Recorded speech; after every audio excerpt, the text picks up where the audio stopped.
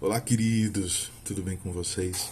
Então, retomando, né, aquela sequência que a gente fez no final do ano passado, sobre as perguntas e respostas que estão contidas no compêndio do Catecismo da Igreja Católica.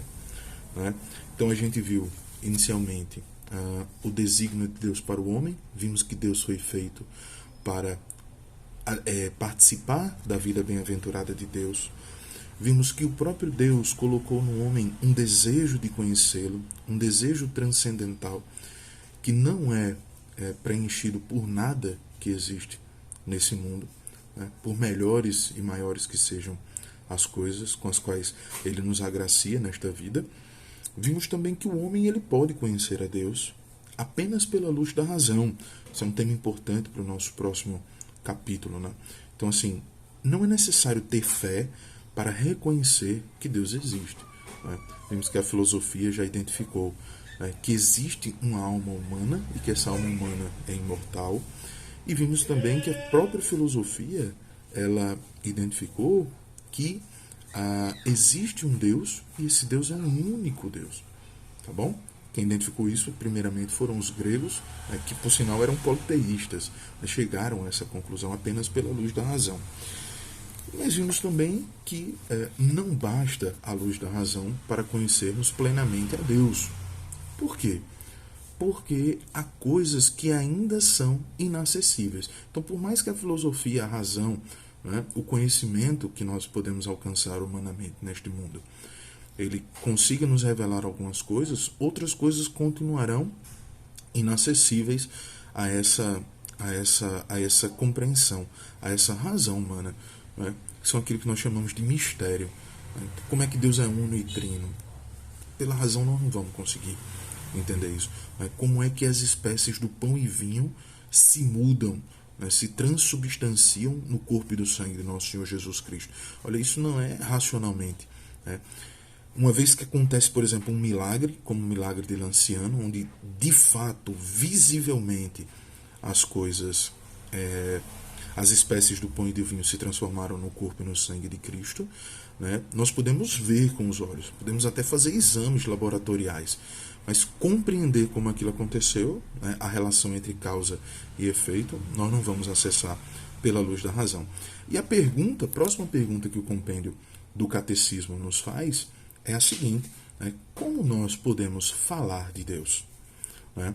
Porque, olha, uma vez que Deus ele é conhecido pela razão, a gente só precisa falar, a gente só pode falar de Deus com aquelas pessoas que creem, com aquelas pessoas que já têm fé? Não. Nós podemos falar de Deus a partir do ponto da razão. Era isso que os filósofos gregos fizeram. Eles falavam de um Deus que eles ainda não conheciam, mas que eles haviam tocado de alguma forma pela luz da razão. Então, pela luz da razão, nós podemos sim falar de Deus. Obviamente, com aqueles que creem, nós podemos falar também com a luz da fé.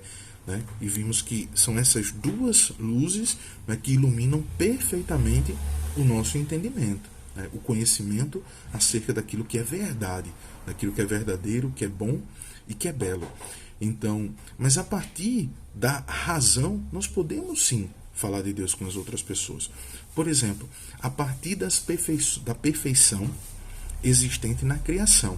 Nós podemos ver, contemplando a criação racionalmente, sem fé alguma, que há níveis de perfeição, né?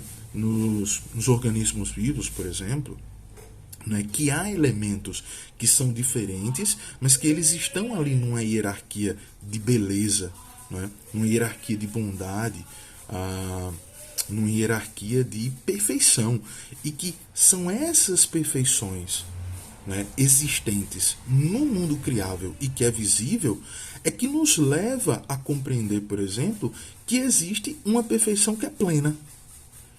Olha, se o homem ele é mais perfeito, por exemplo, do que um macaco, então há algo e o homem não é plenamente perfeito, então existe um nível de perfeição pleno.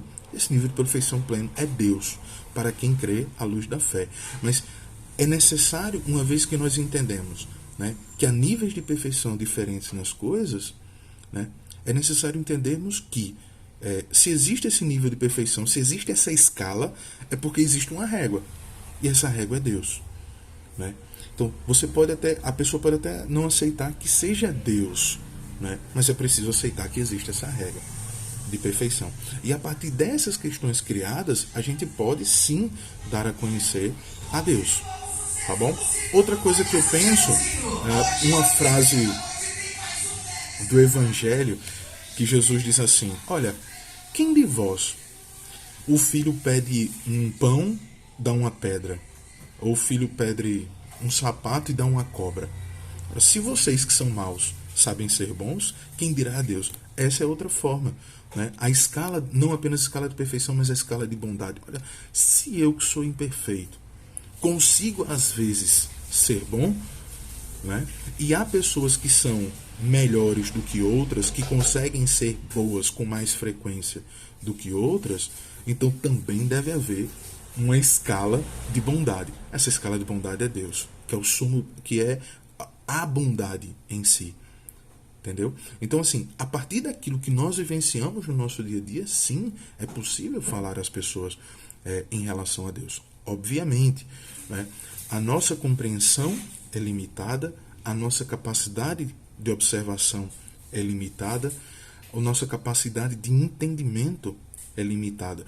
Por isso, ainda que nós possamos falar de Deus a partir das coisas criadas, principalmente com aqueles que não têm fé, esse diálogo não vai ser perfeito. Por quê?